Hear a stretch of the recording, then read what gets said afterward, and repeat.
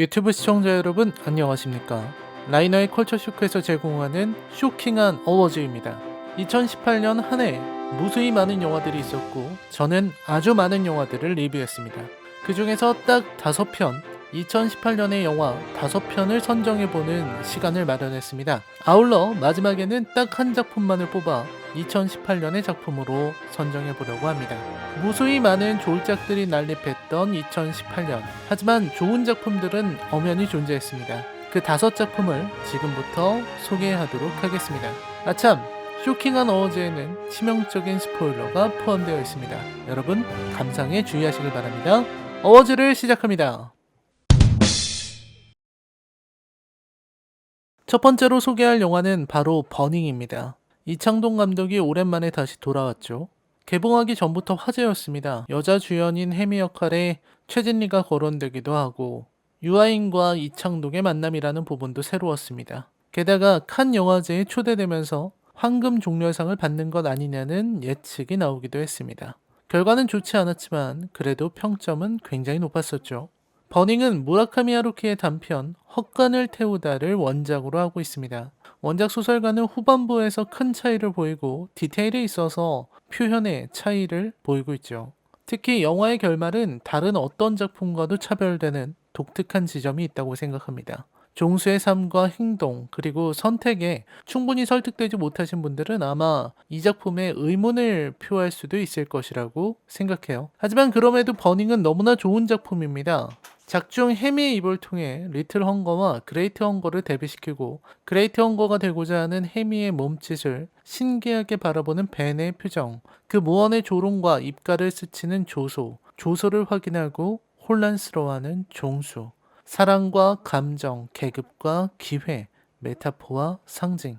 이 영화에는 전부 다 있습니다. 다시 리뷰를 하기는 어려우니 지난번에 언급하지 못한 것들만 조금 더 살피자면 우선 종수에게 있어서 현실, 즉 아버지의 구속과 시골에서의 삶, 그리고 일용직을 가야 하는 현실은 종수에게 주어진 리틀 헝거의 족쇄라고 생각합니다. 그리고 종수가 말하는 소설가의 삶은 그레이트 헝거의 그것이죠. 즉 종수는 어쩌면 해미보다도 더 그레이트 헝거가 되고자 하는 인물입니다. 종수는 포코너를 말하며 소설에 대해서 이야기하지만 종수는 해미가 실종되고 나서야 처음으로 소설을 쓰게 됩니다. 그리고 살인을 계획하죠. 종수의 소설은 눈에 보이지도 않고 손에 잡히지도 않는 허무한 것입니다. 마치 해미의 춤처럼 애처로운 허세에 가까운 것. 저는 버닝에 9점의 점수를 주었습니다. 제 주관적인 점수 따위 하나도 중요하진 않지만 적어도 저의 쇼킹한 어워즈에서는 유의미한 지표입니다. 어차피 제 마음대로 선정하는 어워즈니까요. 리뷰를 작성하고 댓글을 보니 왜 1점이 빠진 것이냐고 묻는 분들이 많았습니다. 라이너는 20분 가까운 시간을 영화를 해석하고 설명하고 칭찬하느라 보냈는데 어디에서 1점이 부족했던 것인가 하는 질문이죠. 글쎄요, 제 개인적인 의견을 조심스럽게 말씀드리자면 저는 종수가 그리 좋은 캐릭터가 아닌 것 같다는 생각을 했습니다. 그러니까 청년 같지가 않은 거죠. 제가 보기에는 솔직히 종수라는 인물은 80년대 학번이나 90년대 학번이 지닐 법한 사고방식과 삶의 태도를 지니고 있다고 생각해요. 그러니까 옛날 사람들이 말하는 청춘이라는 거죠. 요즘의 청춘과는 다르다고 생각합니다. 저도 한번 여쭙고 싶습니다. 컬처쇼크 구독자분들 중에는 20대 분들이 많습니다. 영화를 보시면서 종수의 삶에 깊이 공감할 수 있었나요? 우리 시대의 청춘을 훌륭하게 반영했다고 보셨나요? 저는 그렇지 않다고 생각했어요. 물론 종수는 우리에게 많은 생각을 하게 만들고 또 깊은 고뇌와 아픔, 열등감과 욕망을 있는 그대로 표현해내는 훌륭한 주인공이죠. 그럼에도 불구하고 저는 이창동 감독이 그린 종수가 옛날 90년대 문학소년 같다는 느낌을 받았습니다. 그게 제가 느낀 아쉬움의 정체일 것입니다. 아울러 제가 리뷰 제목을 음향과 분노로 가득 찬 바보가 들려주는 무의미한 이야기라고 적자 몇몇 분들은 이제 하다 이창동 감독에게 바보라는 거냐, 버닝을 무의미하다니 이런 영알못 같은 댓글을 다시기도 하셨습니다. 오해가 있는 것 같아 잠시 이 자리에서 정정하자면 버닝의 제목은 포크너의 작품 음양과 분노에 나오는 대사입니다. 정확히는 세익스피어의 맥베스에 나오는 대사를 포크너가 인용해서 쓴 것이죠. 인생이란 음양과 분노로 가득 찬 바보가 들려주는 무의미한 이야기라는 대사입니다. 2018년을 빛낸 최고의 작품 중 하나, 버닝입니다. 사실 암수살인이라는 영화를 보면서 밋밋하고 심심한 감정이 드는 것은 누구나 마찬가지일 것이라고 생각합니다. 제 생각에는 관객들이 그만큼 자극적인 스릴러에 익숙해져 있기 때문인 것 같습니다. 그리고 폭력적이고 잔인한 장면들을 워낙 많이 봤기 때문일지도 모르죠. 그래서 암수살인이 괜찮게 느껴집니다. 충분히 자극적인 이야기를 다루고 있으면서도 그 표현에 있어서 절제를 하는 부분이 보기 좋았습니다.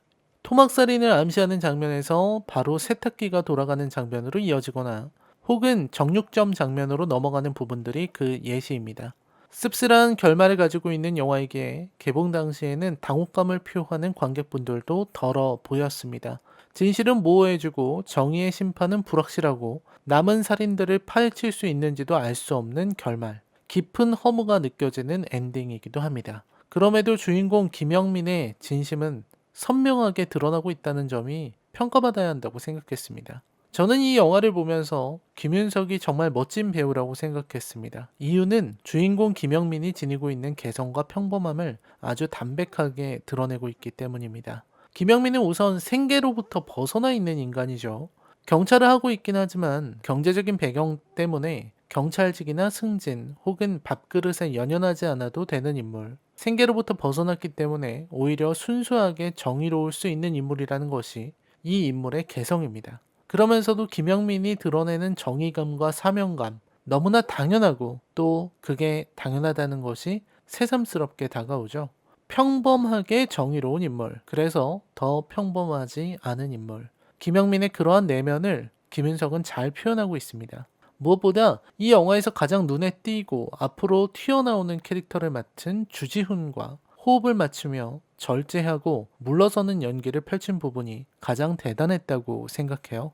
절제를 아는 배우를 본다는 건 참으로 좋은 일입니다. 사실 김윤석의 연기 자체는 혹은 기술적인 면에서는 추격자와 크게 다르지 않게 보이죠.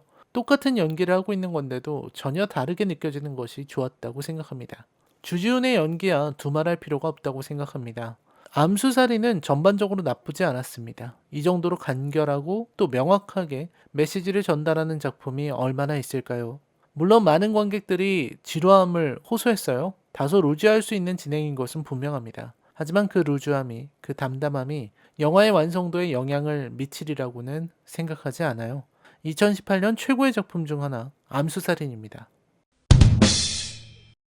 저는 소공녀의 엔딩은 과잉이라고 생각해요. 한강에서 텐트 치고 사는 것은 너무 나간 겁니다. 주인공 미소가 가진 능력에 비해서 미소의 삶이 너무 비참해지는 것도 의아합니다. 서울에 방이 없긴 하지만 미소가 그냥 최저임금 정도만 받으면서 노동한다고 해도 그렇게 쫓겨날 정도는 아니거든요. 또 영화는 의도적으로 주거 형태에 대한 논의를 회피하고 있어요. 주인공 미소는 자기 몸을 뉘일 작은 방 한 칸을 원하고 있죠. 하지만 그 한 칸의 방에 고시원은 포함되지 않고 있어요. 그리고 미소가 신청할 수 있는 다른 여러 형태의 주거 방식들, 예를 들어서 쉐어하우스라든지 아니면 기숙사를 제공하는 직장 같은 것들을 그냥 다 무시하고 있습니다. 현실을 다루고 있으면서 현실을 적당히 무시하는 부분이 가장 마음에 들지 않았습니다. 이왕 할 거라면 조금 더 철저하게 미소의 경제적 사정을 보여주고 방에서 쫓겨나야만 하는 이유를 설득하는 것이 어땠을까요? 하지만 집이 없어진 후 친구들을 찾아다니는 미소의 이야기는 정말 재밌었습니다. 친구들의 이야기 하나하나가 개성을 지니고 있었어요. 모두 과장되어 있지만 애초에 이 영화가 말하고 싶은 것은 풍자이지 리얼리즘이 아닙니다. 앞에서 저는 리얼리즘의 부재를 지적했지만 영화는 그런 건 그냥 무시하고 메시지에 집중하고 있거든요. 사실 미소의 삶처럼 인간관계라는 것은 아주 파편화된 것이라 생각합니다. 미소는 친구라고 생각한 사람들이지만 그 누구도 미소를 걱정하거나 미소를 생각하지는 않아요. 그들은 그들이 상처 입거나 그들의 삶에 영향을 주지 않는 선까지만 미소를 생각하고 받아들이려고 합니다.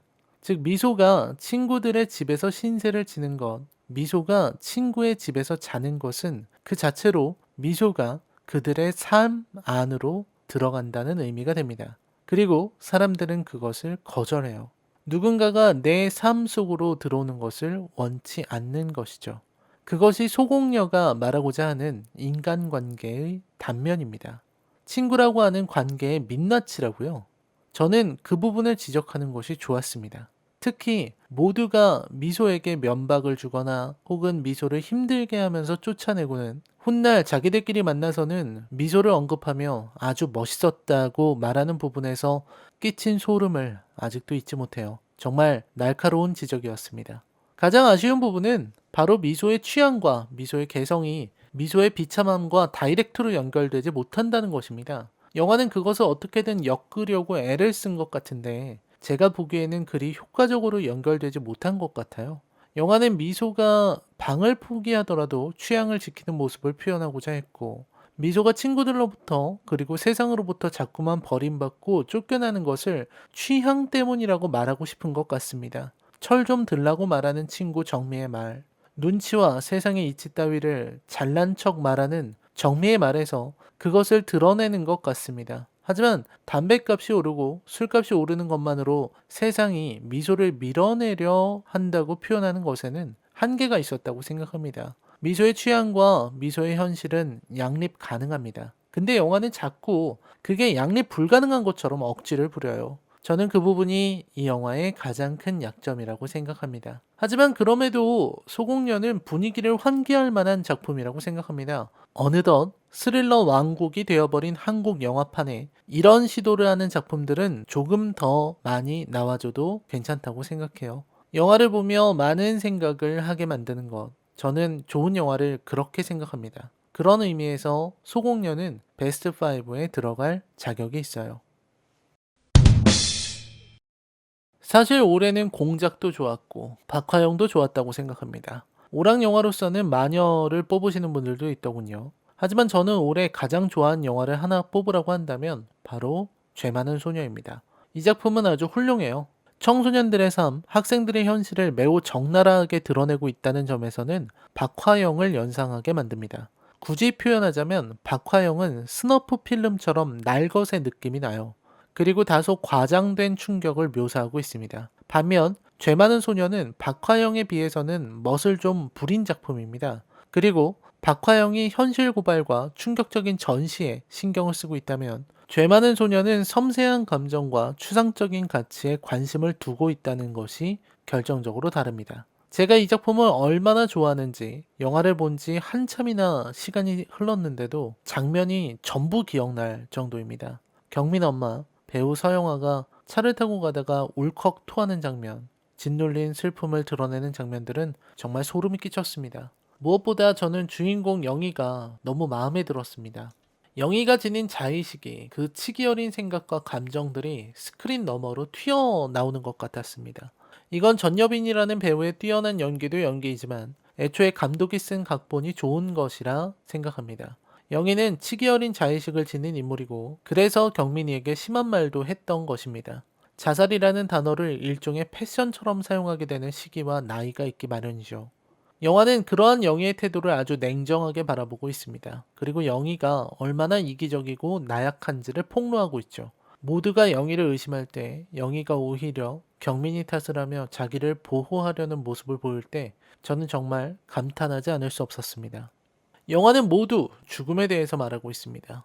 자살이 얼마나 가학적인 죽음의 형태인지를 영화는 아주 분명한 어조로 말하고 있습니다. 그 죽음을 둘러싸고 사람들의 태도가 생겨나고 변하기를 반복합니다. 죽음은 모든 상황을 변하게 만듭니다. 경민이의 죽음 이후 영희와 영희를 둘러싼 세계가 모두 변했습니다.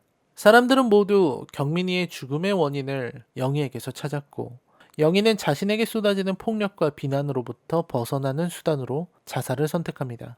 자살을 선택하고 세상이 자신의 죽음을 인식하자 세계가 변화합니다. 영희를 괴롭히던 일진 소녀는 오히려 영희에게 자신의 행위를 용서받으려 하고 아이들은 거짓된 위로로 풍선을 가져다 줍니다. 안에 공기가 들어찬 풍선. 이제 영희는 다시 불 수 없게 된 풍선. 영희가 바라보는 인간의 위선은 바로 그 풍선에 담겨 있는 것입니다.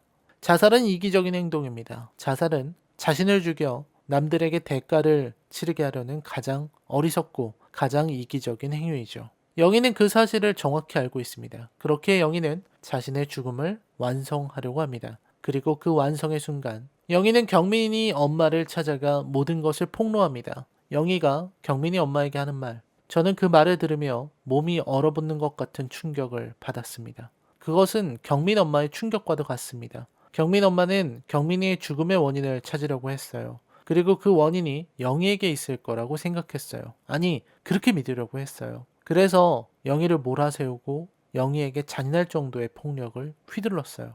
계속해서 영희를 괴롭히려 했습니다. 그런 경민 엄마를 바라보며 차갑게 비웃는 영희가 경민이가 너무나 이해되었다는 그 폭로.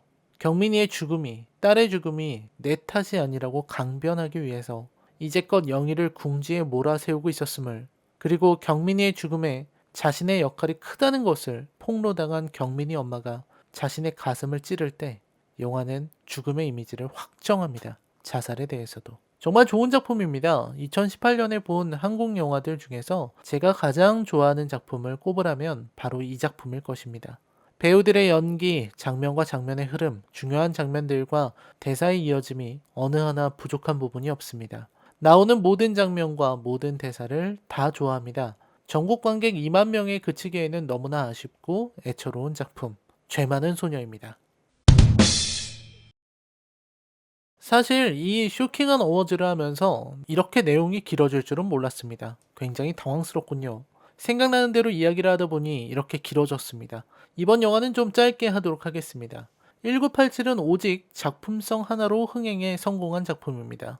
하지만 이런 영화들을 리뷰하거나 평가할 때 보면 늘 정치적인 댓글을 잔뜩 찾아볼 수 있습니다. 저는 정치적 성향을 고려하지 않고 작품의 내재적인 측면에 집중해서 리뷰를 하고 있습니다. 1987이 좋은 작품이라는 건 영화의 구성과 등장인물들의 조화만 보더라도 쉽게 알 수 있습니다. 1987은 과하다 싶을 정도로 많은 등장인물들이 나오고 그들이 각 분야에서 활약하고 활동하는 것을 열거하고 있습니다. 보통 이러한 진행은 뚝뚝 끊기거나 지루해지기 마련입니다. 하지만 1987은 그러한 약점을 효과적으로 상쇄하고 있습니다. 인물과 인물들의 연결고리를 만들었기 때문입니다. 인물들은 각기 공간을 공유하거나 사건을 공유하거나 혈연이거나 친구라는 설정으로 등장하고 있습니다. 인물과 인물이 이어달리기를 하며 바통 터치를 하듯 올림픽 성화봉송을 하듯 영화를 이어가고 있다는 것이 재미있는 부분이죠. 물론 이게 다 성공적이지는 않아요. 김태리가 연기한 오리지널 캐릭터 연희는 지나치게 분량이 많은 데다 과잉된 설정도 눈에 보이고 때로 감정 묘사가 너무 나간다는 느낌도 주고 있기 때문이죠. 그리고 저는 이 영화들의 몇몇 대사들이 별로 마음에 들지 않더라고요. 노리고 던지는 대사들이 많다고 생각합니다. 역사적 사건의 재구성이라는 측면, 그리고 연출의 우수함이라는 측면에서 1987은 마땅히 평가되어야 할 작품이라고 생각합니다. 쉽지 않은 시도였고 쉽지 않은 성공이었습니다. 다소 과장된 캐릭터와 중반의 지루함이라는 약점을 지니고는 있지만 이 영화의 가장 큰 장점은 역시 속도감일 것입니다. 인물들의 감정의 변화, 인물들의 선택, 상황의 변화를 긴박한 속도로 전달하는 장면들이 인상적입니다. 그 속도감 있는 진행이 연희 파트에서는 다소 느려지지만 그럼에도 이러한 구성과 진행은 하나의 성취라고 봐야 할 것 같습니다. 자, 이제 2018년을 대표할 최고의 작품 하나를 선정하는 시간입니다. 개인적으로 죄 많은 소녀를 좋아하기는 하지만 이 작품에는 약점도 많습니다. 특히 저는 죄 많은 소녀의 음악, 다소 튀는 연출들, 불필요하게 보이는 장면들을 긍정할 수는 없습니다. 버닝과 1987, 암수살인은 충분히 올해의 작품을 논할 수 있다고 생각합니다. 저는 그 중에서도 버닝을 올해 최고의 작품이라고 개인적으로 생각합니다. 버닝의 완성도는 압도적이었습니다. 저는 여전히 이창동 감독이 소설을 쓸 때 더 좋았다고 생각하지만 이창동 감독의 버닝은 높은 평가를 받을 자격이 있다고 생각합니다. 모든 장면이 좀처럼 기억에서 지워지지 않을 정도로 강렬했고 아름다웠습니다. 리뷰와 평가는 주관적인 것입니다. 저는 2018년 한 해에도 저 개인의 주관으로 리뷰를 해왔습니다. 때로는 불편한 리뷰도, 때로는 제가 실수를 하는 리뷰도 있었습니다. 모자라고 어리석은 부분은 채우고 고쳐나가며 2019년에도 성실하게 리뷰를 선보이려고 합니다. 늘 많은 관심에 감사드립니다. 여러분의 댓글과 성원 덕분에 리뷰를 이어갈 수 있습니다. 저는 다음 어워즈에서 뵙겠습니다. 시청해주셔서 감사합니다. 안녕히 계십시오.